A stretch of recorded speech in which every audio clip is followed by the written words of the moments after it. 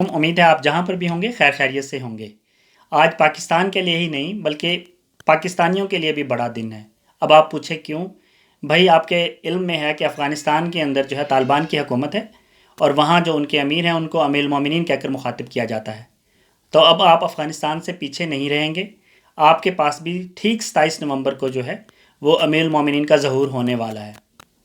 आज जैसा कि आपने देखा कि पार्लियामेंट के अंदर अपर हाउस सेनेट में 27वीं जो अमेंडमेंट है उसमें वो पेश कर दी गई है कानून के अंदर तब्दीली के हवाले से। तो उसके अंदर मेजर तब्दीलियां जो हैं वो आर्मी का जो स्ट्रक्चर है, जो मतलब ऊपर के जो जनरल्स हैं उनका वो तब्दील किया जा रहा है।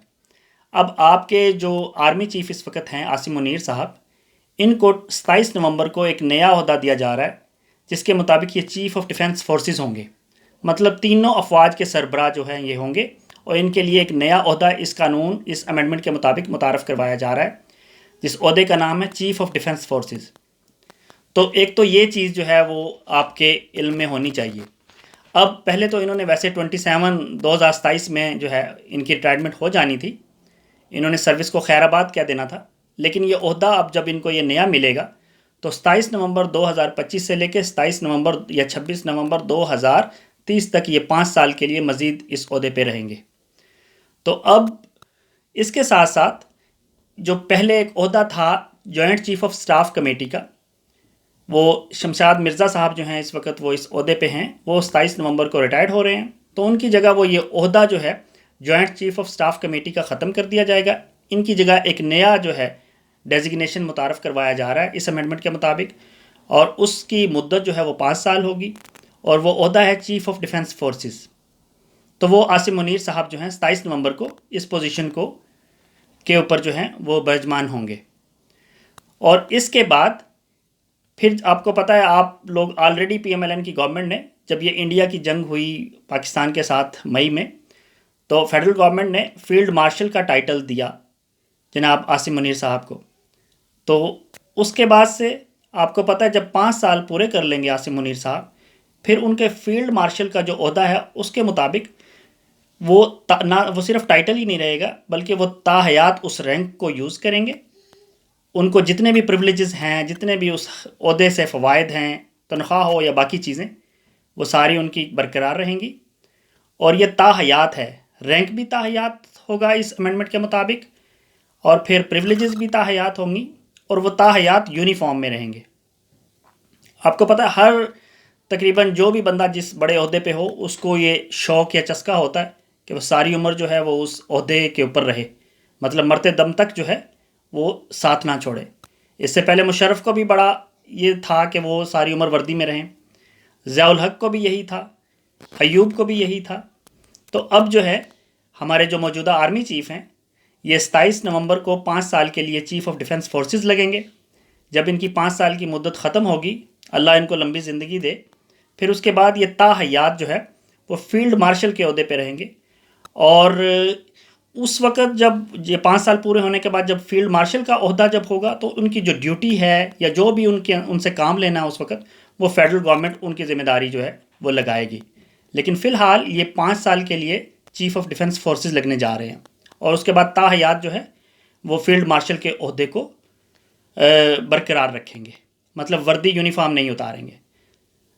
इसके साथ साथ जैसा कि मैंने पहले भी बताया कि joint chief of staff committee का ओहदा वो ख़त्म किया जा रहा है 27 नवंबर को, और इस अमेंडमेंट के मुताबिक ये जो फील्ड मार्शल का ओहदा इनको दिया जाएगा, ये वज़ीर आज़म ये ओहदा वापस नहीं ले सकेगा। अगर वज़ीर आज़म का मूड ख़राब हो जाए या कोई फील्ड मार्शल साहब के साथ कोई अनबन हो जाए तो वो ये वापस नहीं ले सकेंगे। हाँ, अलबत्ता इम्पीचमेंट के ज़रिए, जिस तरह से किसी वज़ीर आज़म को हटाया जाता है इसी तरह से इम्पीचमेंट के ज़रिए, और आर्टिकल जो है 47 के तहत पार्लियामेंट इसको जो है वो हटाएगी और पार्लियामेंट की मंजूरी जो है उसके लिए ज़रूरी होगी। फिर इसके साथ साथ आपने देखा कि वफाकी काबीना जो है वो एक जो अहम इसमें बात है कि 27 कॉन्स्टिट्यूशनल अमेंडमेंट की वफाकी काबीना ने आज मंजूरी पहले दी है, उसके बाद ये सेनेट के अंदर जो है वो पेश कर दिया गया है। फिर ये अगर सेनेट से पास होने से पहले ये हो सकता है स्टैंडिंग कमेटीज़ के साथ जाए, डिस्कशन हो इसके ऊपर डिफरेंट पार्टीज़, और फिर उसके बाद जो है ये नेशनल असम्बली में, अगर सेनेट से पास हो गया फिर ये नेशनल असम्बली में भी जाएगा। तो अब सारी पार्टियां जो हैं तकरीबन यक ज़बान होकर इस अमेंडमेंट के हक़ में, और वो ये करना चाह रही हैं। पीपल्स पार्टी ऑलरेडी जो है वो कह चुकी है कि हम ये करना चाह रहे हैं, हम साथ हैं गवर्नमेंट के। पीएमएलएन तो बिल्कुल जो है वो, पीएमएलएन ने ही ये इनिशिएटिव लिया है, और शायद ये हमारे जो मोहतरम आर्मी चीफ साहब हैं उनके माइंड में हो या ना हो, लेकिन ये पीएमएलएन ने जो है ये इनिशिएटिव छेड़ा है जनाब शहबाज शरीफ साहब की क़यादत में। और अब एमक्यूएम का आपको पता है वो भी कहीं नहीं भाग सकती, मौलाना फजलुर रहमान वो भी कहीं नहीं जाएंगे, ये सारे एक हैं। पीटीआई की तरफ से थोड़ा बहुत चूं चां हो सकती है, लेकिन मेरा ख्याल है ये उनको भी किसी न किसी तरह से कायल कर लेंगे। और वैसे भी उनकी मेजॉरिटी नहीं है, वो पार्लियामेंट में कुछ जो है वो उनको ऑलरेडी जो है उनकी सीटों से हटा दिया गया है, डिसीटेड कर दिया गया है। तो फिर ये सारा मतलब ये 2/3 मेजॉरिटी इनकी बन जाएगी, और ये इसको जिस तरह से इन्होंने 26वीं तरमीम पिछले साल जो है वो की कानून के अंदर तब्दीली, इस तरह से ये 27 अमेंडमेंट जो है वो हो जाएगी। इसमें और भी बहुत सी चीज़ों की पे बात हो रही है, जिस तरह के आबादी के मौजू पे, और फिर ये जो वजारत तालीम है इस हवाले से भी, और एनएफसी के हवाले से भी बात हो रही है। लेकिन सबसे अहम जो है 27 कॉन्स्टिट्यूशनल अमेंडमेंट के अंदर ये तब्दीली है। और इसके साथ साथ अब जब ये 27 नवंबर को चीफ़ ऑफ डिफेंस फोर्सेस का ओहदा संभाल लेंगे 5 साल के लिए, तो एक नए आर्मी चीफ़ का भी इंतखाब होगा, और एक नए जो है वो अपना एयर चीफ़ का भी वो एक नए आर्मी चीफ़ का इंतखाब होगा।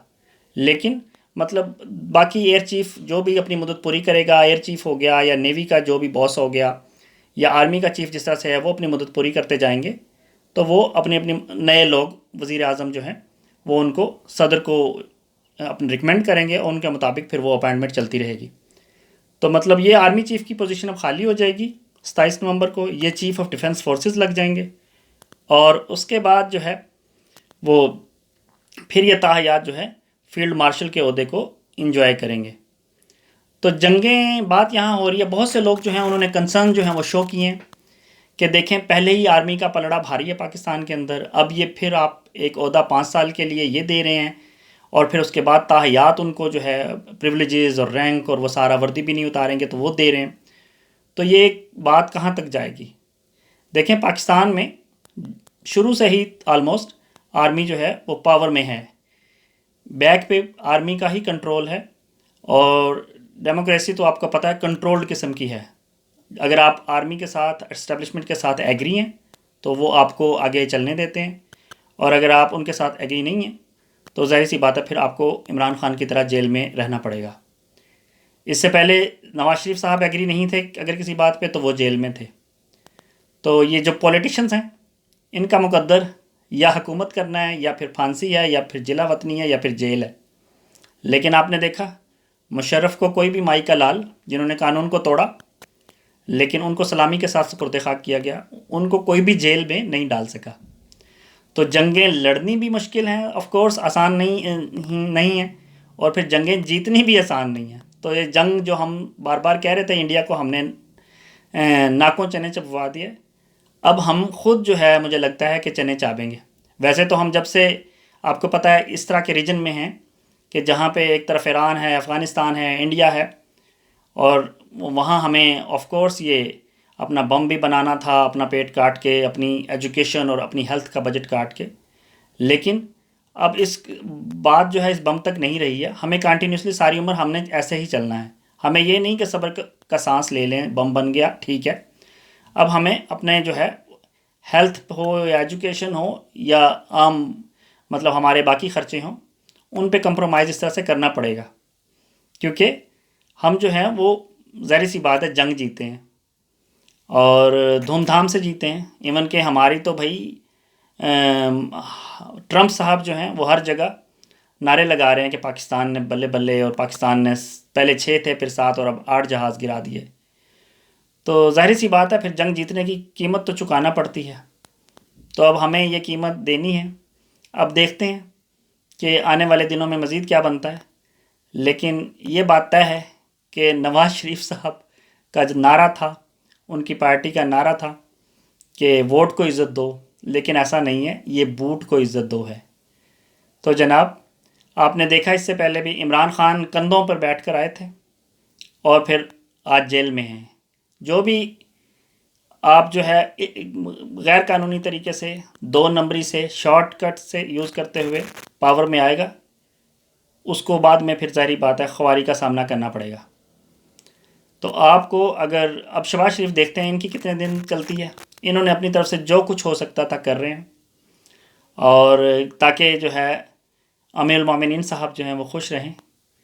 और बड़ा ही मतलब ये अलमिया है कि आप मतलब अब इससे ऊपर क्या होगा कि आप सारी उम्र जो है वो आप उसमें रहें और फिर आप कल कह भी दें कि नहीं, ये मुझे तो गवर्नमेंट ने वो अपॉइंट किया था, मेरा अपना तो कोई ऐसा इरादा नहीं था। हालांकि हकीकत आप सब जानते हैं। उम्मीद है आपको ये वीडियो पसंद आई होगी। तो आप लोगों को अमीरुल मोमिनीन बहुत बहुत मुबारक हो। तो इजाज़त दीजिए, अल्लाह हाफिज़।